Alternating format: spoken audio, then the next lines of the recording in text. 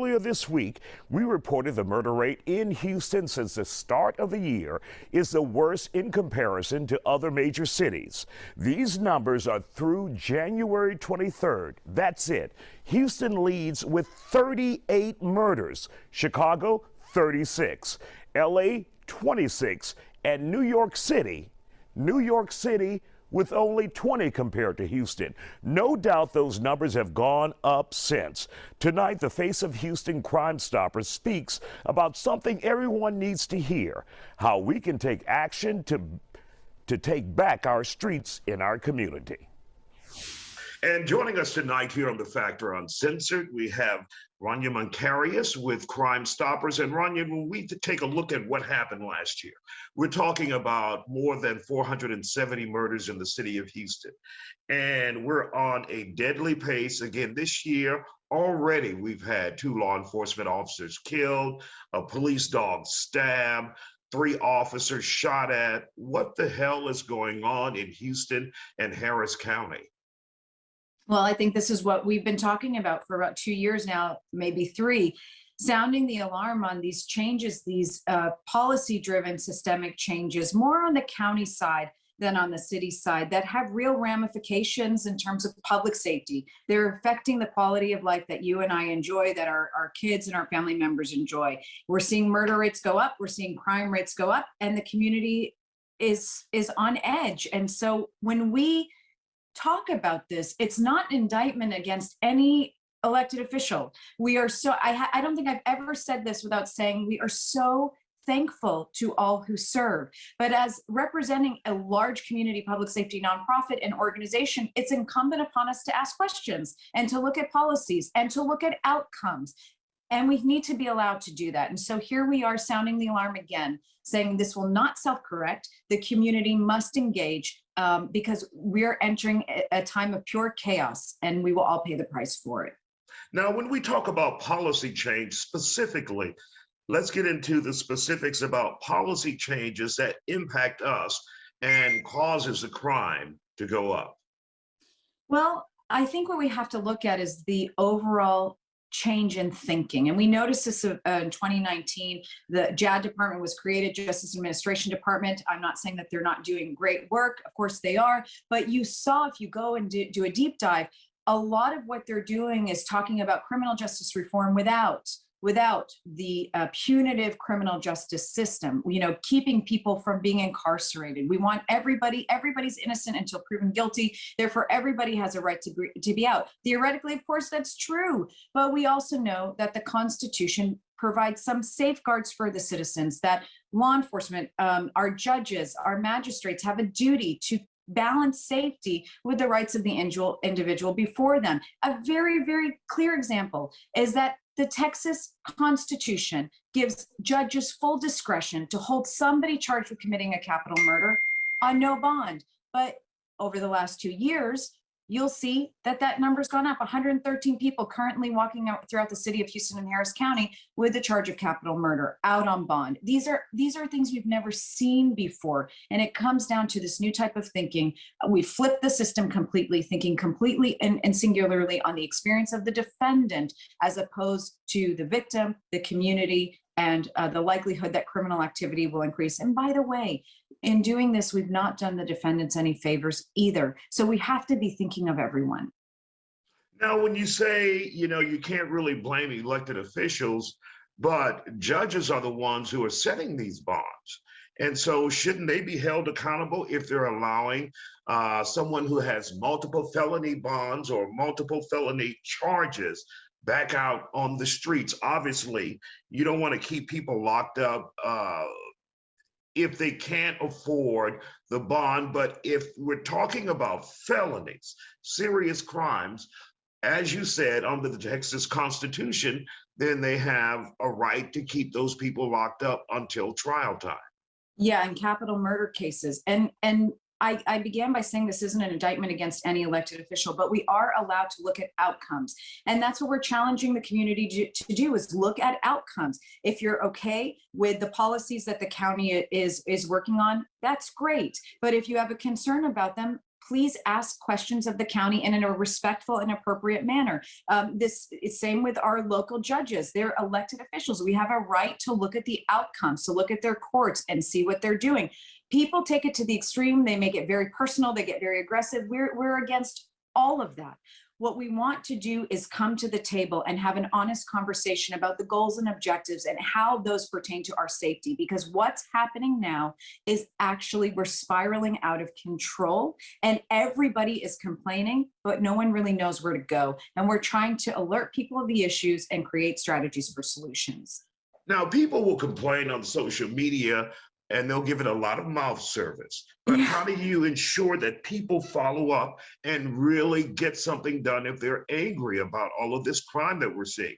And to help with that, when you say go to the county, specifically for the listener out there, where should they go to the county to have their voices heard? Well, one thing I always say, and I say it often, I'm not a Twitter fan. I think it's where adults go to cyberbully each other. You know, when people get on Twitter, they get very aggressive, very mean, and we need to be respectful and thankful for those who take the time to serve. That said, we should be asking questions. And you can go, Commissioner's Court has hearings. The public is allowed to be there, sign up.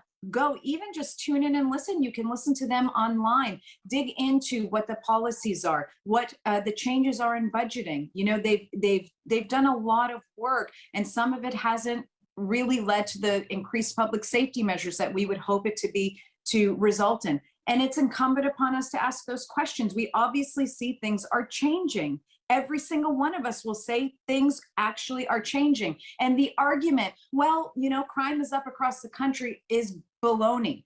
Crime is up across the country in certain areas for certain reasons, but it's also up across the country in major cities by design, because we're reimagining the criminal justice system in a way that's gone amok. We've taken the very core issues that were true and good that needed to be worked on, and we've gone to another extreme it's really destructive for everyone. We need to come back to a center, and a center that's healthy and will create actual outcomes that are positive for our community. Now, after the break, Rania drives home the message who we shouldn't be targeting. It's time to stop yelling at the DA for releasing people on bond. The DA does not release people on bond. And he is the first journalist in our area that brought this very issue to the forefront. Our guy, Randy Wallace, joins me with a frank discussion on his ongoing series, Breaking Bond. And here you have a judge who repeatedly releases someone multiple times, and then they go on to allegedly commit a murder. Now, let me ask you, in your career, did you ever come across a story like that? And welcome back to The Factor Uncensored. Tonight, we're talking the increase in murder rate. Crime Stoppers of Houston urging everyone out there that there is something they can do to change this. Take a listen. And I want to reinforce this before we wrap this up, but your directions to an individual who is concerned about safety in this city is attend those Harris County Commissioner Court meetings. Attend in person or by Zoom. You can watch them, and it's not to be aggressive or in any way. It's to listen to what's going on, read what they're doing, figure out what we agree with, what we don't agree with, and let's go to the proper people with appropriate solutions in a respectful manner. That's what they should want us to do and what we should do as a community. It's time to stop blaming the mayor.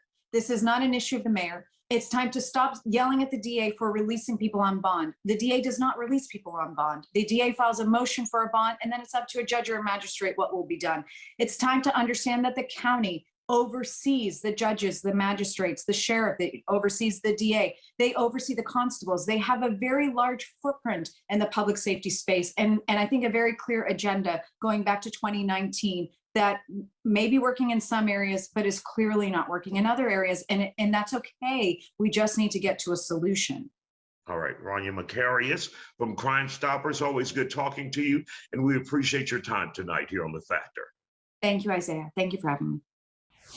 And joining us now on The Factor Uncensored is our very own legendary reporter, investigative reporter who gets to the bottom of things, Randy Wallace. And Randy, first of all, I want to take my hat off to you and say congratulations on the excellent and wonderful job you've done with your Breaking Bond series on Fox 26. Obviously, you have new material every week. Are you ever surprised at the number and the type of individuals with so many felonies who are allowed out over and over again by some of these judges in Harris County?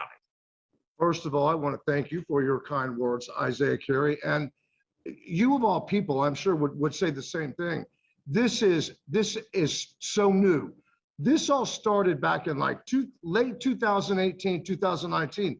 Andy Kahn comes to me with a situation where you've got someone out on multiple felony bonds. That in itself was mind-blowing, because keep in mind, the first condition of everybody's bond is do not break the law, do not get charged, don't pick up another criminal charge. Well, not only had that happened, it happened repeatedly. And then I'm looking at that situation, and here you have a judge who repeatedly releases someone multiple times, and then they go on to allegedly commit a murder.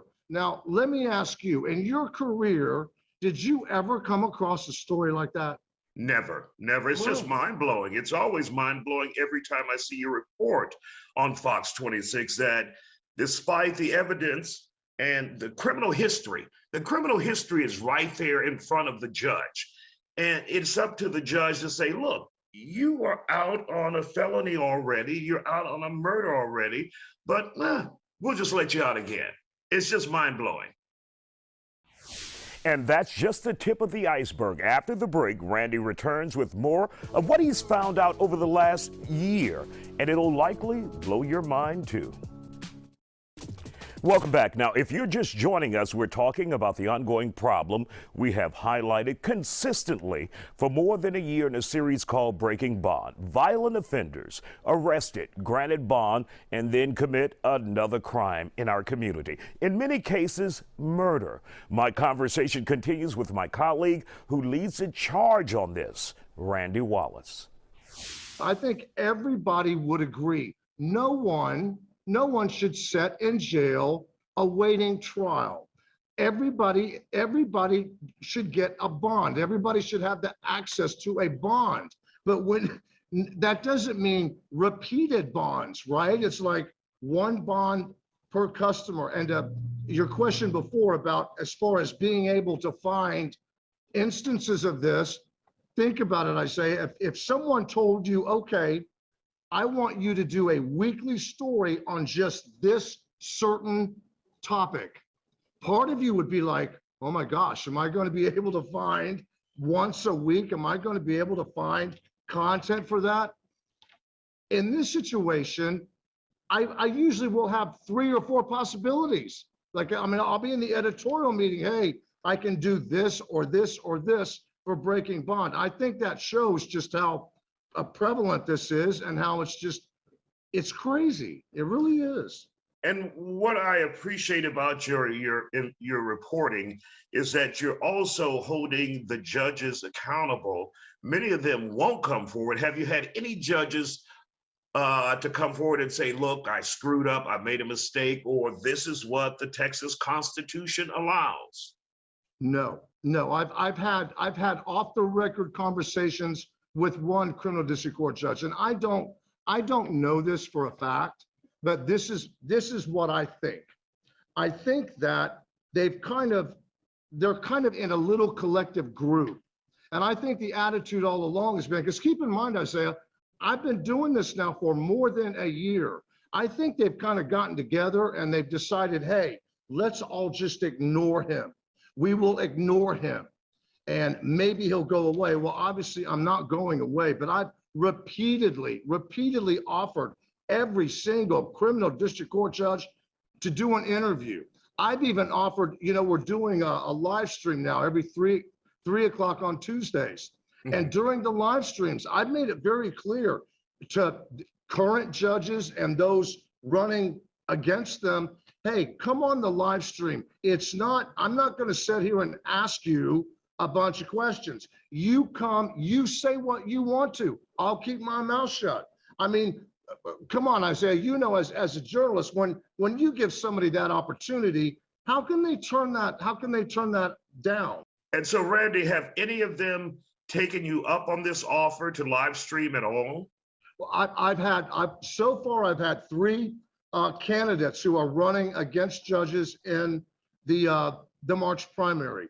They've come on, and it's very conversational. Andy Kahn and I with Crime Stoppers, we sit there, and he and I have known each other for 30 plus years. I mean, I've been doing stories with the man my entire career.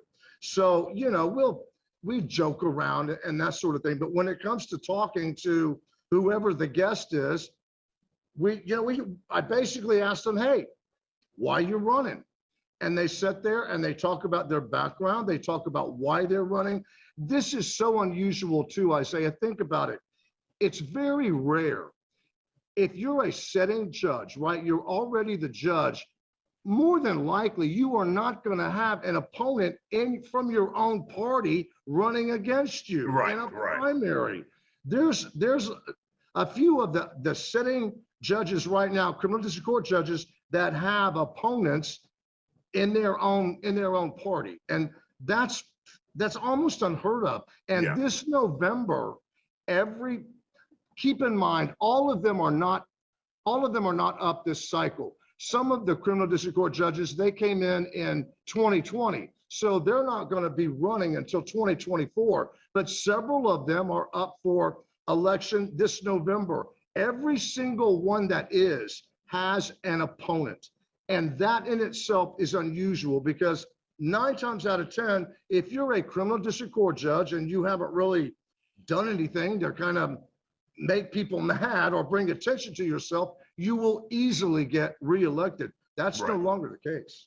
All right, Randy Wallace, well, once again, congratulations to you for a wonderful job on your Breaking Bond series, along with Andy Kahn and your guy behind the scene, Raymond Ramirez. Give him a shout out too. We want to thank you guys for doing a great job on Ramirez Fox is the 26. real brains behind the operation. I will not lie. Shout out to Raymond Ramirez too. Now, you can watch all of Randy's Breaking Bond reports on our Fox 26 YouTube channel. Lots of content there highlighting the serious problem that we're facing in our community. And as Randy mentioned, he does a live stream on this every Tuesday at 3 p.m. And there's always something to talk about on that stream.